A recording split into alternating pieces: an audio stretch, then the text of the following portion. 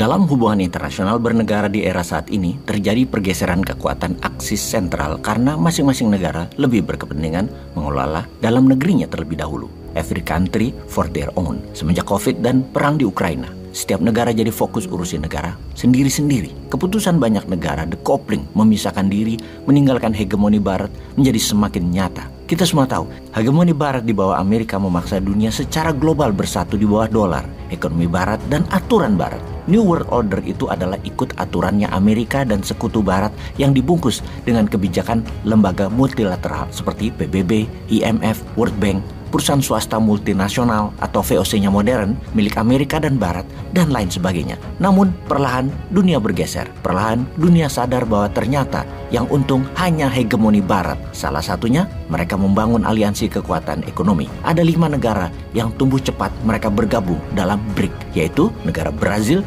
Rusia, India, China, South Africa, yaitu semua disingkat menjadi BRIC. Diperkuat dengan kunjungan Presiden Afrika Selatan Cyril Ramaphosa ke Saudi Arabia kemarin, yang mana dia, Ramaphosa, mendeklarasi satu hal yang sangat mengejutkan dunia. Katanya, MBS, Muhammad bin Salman, putra mahkota Saudi, menyatakan negaranya, Saudi, ingin bergabung ke BRIC.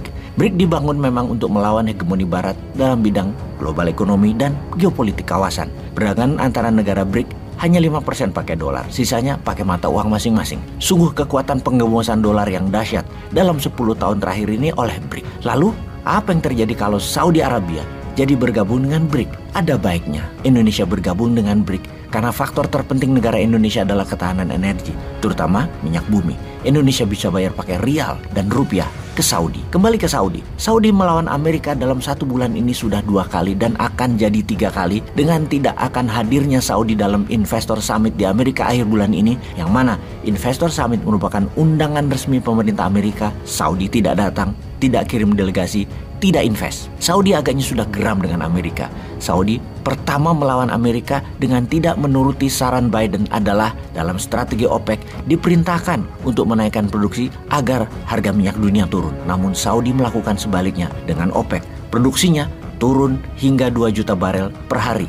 Amerika sesungguhnya ingin OPEC meningkatkan produksi adalah bentuk otoritariannya Amerika. Tapi OPEC Plus dengan berani menantang, malah turunkan produksi yang membuat harga minyak bumi naik. Kemudian MBS membuat Amerika harus bayar 0,20 dolar lebih mahal dari harga umum. Kuapok kon Amerika. Kemudian yang kedua, Saudi menyatakan berminat akan gabung dengan BRIC yang akan mengadakan summit di pertemuan tingkat tinggi negara-negara BRIC di Afrika Selatan tahun depan. Saudi melamar bergabung untuk menjadi anggota ke-6. Secara prinsipil, BRIC adalah alternatif kekuatan untuk membuat negara masing-masing menjadi berdaulat, tidak dikendalikan hegemoni Barat. Itu prinsip awal berdirinya BRIC yang menjadi minat banyak negara untuk ikut bergabung. Bergabungnya Saudi adalah pukulan telak bagi Barat. Kita semua tahu bahwa sesama negara BRIC transaksi perdagangannya masing-masing negara sudah pakai mata uang masing-masing. Jadi apa yang terjadi ketika pembelian minyak bumi Saudi juga pakai mata uang masing-masing?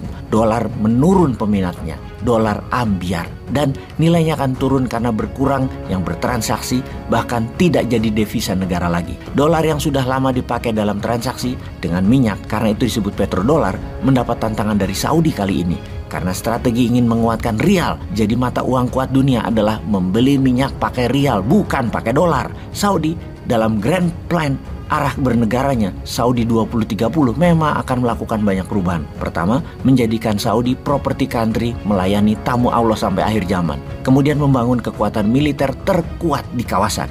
Hal ini baru sadar ya Saudi ini. Kenapa nggak dari dulu pakai rialnya, nggak usah pakai dolar? Ya sudah, sadar sekarang ya nggak apa-apa. Yang penting langsung bertindak, dedolarisasi. Sama seperti strategi New Mind 2045, dedolarisasi pakai emas dan rupiah untuk transaksi mineralnya Indonesia. Makanya ada baiknya Indonesia join BRIC. Jadi tenang. Kalau Opung dan teman-teman di atas sibuk jalan-jalan joget-joget di sosmed, agaknya nggak nyandak mereka begini-beginian itu. Sudahlah, nanti kita di tahun 2024 yang pegang New Mind kok. Tenang semuanya ya. Kita mainkan dunia sebagai pemeran utama setelah tahun 2024 itu. Bukan seperti sekarang Indonesia hanya jadi bolo dupaan di drama wayang orang yang keluarnya jam 1 malam biar penonton nggak ngantuk bareng Punokawan. Sebagai bolo dupaan, ya bolo untuk didupak-dupak, ditendang-tendang, digelundung-gelundung tok kerjanya. Ampun deh.